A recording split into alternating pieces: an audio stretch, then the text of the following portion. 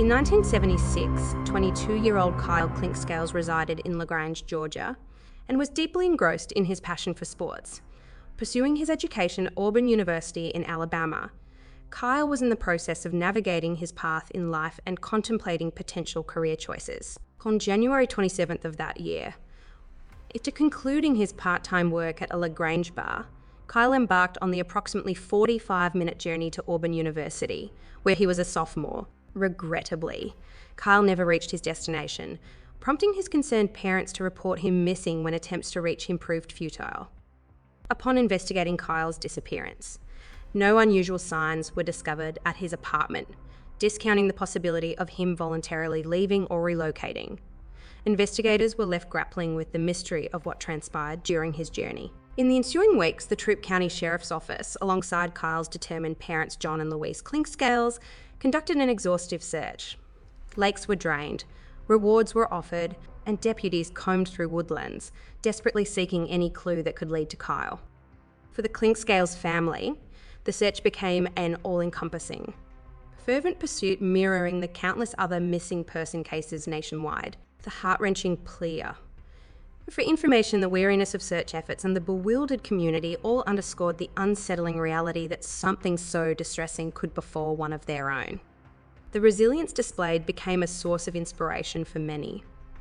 Kyle Clinkscales held a deep affection for New Orleans, prompting his parents to place ads in the city, seeking assistance in locating their missing son. Similarly, his fondness for Hawaii, developed during a childhood summer vacation, led his parents to send letters to every police department in the state. Upon receiving tips about an individual matching Kyle's description, strong jaw, shaggy brown hair, thick eyebrows, they tirelessly travelled to the locations associated with those leads. 2 years after Kyle's disappearance, the Clinkscales family had disseminated almost 5,000 bumper stickers appealing for information. They transformed into advocates, not only for their own cause, but also for other families grappling with the absence of their loved ones, shedding light on less publicised cases. Recognising their efforts, the Clinkscales were invited to the White House in 1985 to meet President Ronald Reagan and discuss strategies to address the challenges surrounding missing and exploited children. In the familiar confines of their home, adorned with pictures of a smiling Kyle in a bow tie, the Clinkscales' unwavering commitment occasionally yielded to fatigue. During a 1978 interview, John Clinkscales expressed concern, speculating that perhaps his son, disenchanted with college and feeling like a financial burden, opted to vanish rather than communicate his struggles. Maybe, he pondered, he wanted to make it easier on us by disappearing instead of dropping out or sharing his feelings. Whenever Luz and John Clinkscales ventured out from their LaGrange, Georgia home in search of their long-lost son, they made it a ritual to leave a note behind. In the event their son returned during their absence, they wanted him to be aware of the significant changes that had occurred since his disappearance in 1976, expressing their enduring love. The Clinkscales would pen these notes, ensuring that a spare car key lay on the dining room table for his convenience. In a proactive measure, both John and Louise Clinkscales provided their DNA samples to investigators, offering a potential means of identification if their son's remains were ever discovered. Regrettably, John Clinkscales passed away in 2007, leaving Louise to continue the poignant search. Her journey came to an end in January 2021, when she passed away at the age of 92. The breakthrough in the mystery occurred on December 7, 2021, in Cusseta, Alabama, approximately 30 miles southwest of LaGrange. A driver navigating a 2-lane road spotted the protruding hatchback of a rusted vehicle in a creek and promptly alerted the authorities. Subsequent investigation revealed a 1974 Ford Pinto emerging from the creek, containing human remains within its deteriorated frame. Approximately 50 skeletal fragments were discovered, encased in mud. The circumstances that led to the visibility of the car from the road, after all these years, remained unclear.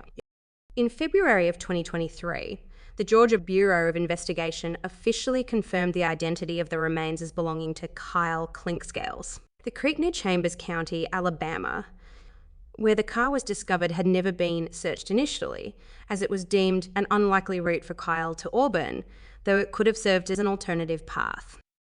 Aaron Hackley, the coroner in Troup County, Georgia, mentioned that determining the precise cause of death might take investigators several months, given the challenges presented by the age of the remains. Upon receiving the news of the identification, Kyle's aunt Martha Morrison was contacted by investigators. She expressed a mixture of relief and regret, acknowledging that Kyle's parents, who had strong Christian beliefs and unwavering faith, were not alive to witness this closure. Martha reflected, they were resilient in their faith, believing that things would eventually work out, and they never lost hope. Upon the return of Kyle Clinkscale's remains to his family, the plan is to journey to Shadow Lawn Cemetery in LaGrange. There, amidst the tender soil between the graves of his mother and father, Kyle will find his final resting place, embraced by a space designated for him years ago.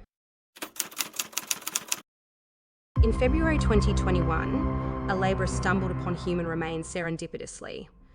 While working near an abandoned warehouse in a Perino, situated south of Vigo and close to the Portuguese border, the remains, discovered in a sealed well, had undergone a profound state of decomposition and exhibited saponification, a process in which bacteria, thriving in a damp and warm environment, transform body fat into a soap-like substance, rendering the body unidentifiable. Upon examination, investigators determined that the unidentified man had sustained a fatal blow to the head and other severe injuries throughout his body. However, the absence of flesh and personal effects in the well presented a perplexing challenge in establishing the individual's identity. Despite conducting DNA tests, no matches were found in police databases for any known individuals or missing persons. Faced with a stagnant investigation in 2022, the Guardia Civil Police Force sought assistance from Fernando Vietes, a forensic scientist affiliated with Galicia's Institute of Legal Medicine. Forensic facial reconstruction is the process of recreating a person's face based on skeletal remains, utilising a combination of anatomical science, anthropology, and artistic interpretation. Collaborating with artist Albacani and Dr. Vietes produced 6 different renditions of the man's face, featuring subtle variations in hair colour and varying degrees of facial hair. These photo-fit-style representations proved effective when, within a few weeks, a woman from Portugal stepped forward, recognising her long-lost brother, whom she had not seen in over 3 years. Subsequent DNA testing substantiated the woman's claim, conclusively identifying the unknown man as Carlos Alberto Vieira do Euro. Originally from Vido Castillo in Portugal, Carlos had been residing in Spain for 2 decades, operating a used car business in Vigo. Investigators from the Guardia Civil were able to establish the 37-year-old Carlos's disappearance date as October 13th, 2018, meticulously tracing his movements leading up to the time of his demise. The investigators have identified 5 suspects with varying degrees of involvement in a homicide believed to be linked to fraudulent activities perpetrated by Carlos in his dealings with used cars. 2 of the accused individuals have been placed in custody by the investigating judge in Perino, while the 3rd, believed to have played a role, has been released on bail. Dr. Vietes has gained recognition for his expertise in identifying bodies in advanced stages of decomposition. He has worked at Darwin Cemetery in the Falklands, where the International Committee of the Red Cross led an initiative to identify over 120 anonymous Argentine soldiers. Additionally, Dr. Vietes contributed to the identification of victims of the 2004 Madrid train bombings. Notably, he provided a visual representation of Manuel Blanco Romasanta, Spain's first recorded serial offender, who claimed a curse transformed him into a wolf and led him to take the lives of 13 people in the 19th century. As of now, there has been no public update on the status of the individuals suspected in the death of Carlos Alberto Vieira do Euro. On October 6, 1982, investigators concluded that an unknown man had been the victim of foul play. For 4 decades, the case remained unsolved until AM Labs, in a groundbreaking collaboration, employed advanced forensic genome sequencing. North America's inaugural private laboratory dedicated to deriving human identification from forensic and crime scene evidence has been successfully tackling cases of this nature across the continent. The California Department of Justice forwarded DNA extracted from the victim's bones to AM Labs. Employing a suitability analysis, assessed the quantity of viable DNA leveraging their capability to scrutinise hundreds of thousands of DNA markers, facilitated the identification of more distant relatives, ultimately leading to the victim's direct family through genealogy. Subsequently, the FBI became involved, utilising fingerprinting to confirm the identity once a potential match had been identified. This collaborative effort brought resolution to a cold case that had stumped investigators for over 4 decades. Law enforcement successfully established a crucial connection, ultimately unveiling the identity of the long-standing John Doe case. In October 2023, the public learned that the previously unidentified human remains belonged to Rodney Allen Ramsey, a 28-year-old born on May 25, 1954, residing in Sacramento, California. Michael Vaughan, AM Lab's Director of Account Management, remarked, "What began as a case of unidentified human remains has evolved into an entirely new investigation. The impact on the community, detectives, and decades of family members is profound." While we celebrate this success, our focus now shifts to the next challenge. Notably, Rodney bore distinctive tattoos on his left forearm, featuring a red rose with 3 leaves and a skull with black braids, 3 red-tipped feathers protruding from the head, and red accents around the eye sockets. Lieutenant Karina Sacer, spokesperson for the Santa Cruz Police Department, emphasised that despite this breakthrough, investigators still have extensive work ahead and intend to reach out to Ramsey's family. Individuals possessing information related to this case are encouraged to contact the Santa Cruz Police Department's investigation unit at 800-31-425,000, 820, or the department's tip line at 831-425,995. On January 27, 1996, an unidentified female's body was discovered by a passerby in Beaumont, California. The finding occurred in a rural, hilly area situated in a ravine south of the eastbound Highway 60 near Gilman Springs Road. A couple driving through the vicinity flagged down a law enforcement officer and reported the presence of the body on the roadside. Upon investigation, authorities concluded that the victim's life had likely been taken a few hours before the discovery.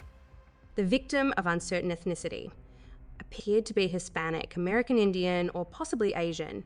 She was found lying on her back with a gunshot wound to her head, and there were signs of assault. The victim lacked any form of identification or a purse, but her clothing was clean and in good condition. At the time of the incident, no investigative leads were available. The woman's short tandem repeat profile was obtained and subsequently entered into the missing and unidentified person section in California. She appeared to be aged between 30 and 45, with brown hair and eyes. Standing at approximately 5'1" and weighing 130 lbs, the woman bore a surgical scar on her right abdomen. Authorities reached out to surrounding agencies in search of potential missing persons matching her description, and her case was registered on NamUs. Detectives created a composite sketch, leveraging local media to seek leads. Despite these efforts, the investigation hit a dead end and the case turned cold. Recently, the Riverside County Regional Cold Case Team collaborated with AM to employ advanced DNA testing and forensic genetic genealogy. Forensic DNA samples were sent to AM, where scientists utilised forensic-grade genome sequencing to construct a comprehensive genealogical profile, aiming to generate new leads in the case. The law enforcement investigators received the profile and utilised it for genetic genealogy research, employing databases like the National Missing and Unidentified Persons System. Through the California Department of Justice Riverside Crime Lab's Missing and Unidentified Person System, they successfully identified the victim as Juana Rosa Zagal from the Los Angeles area. This breakthrough was officially announced on June 26, 2023, revealing that Juana was 41 years old when she lost her life. Expressing the profound impact of the tragedy, one of Juana's daughters remarked, "He dismantled my family. It wasn't just one life he took all of ours. It's incredibly challenging for me, but I desperately want to uncover the identity of the responsible party." Detectives remain hopeful that individuals in Juana's circle, including friends, neighbours, or colleagues, may possess valuable information to shed light on her disappearance. Those with any knowledge of Juana or additional details are urged to contact detectives at 951 955 2277.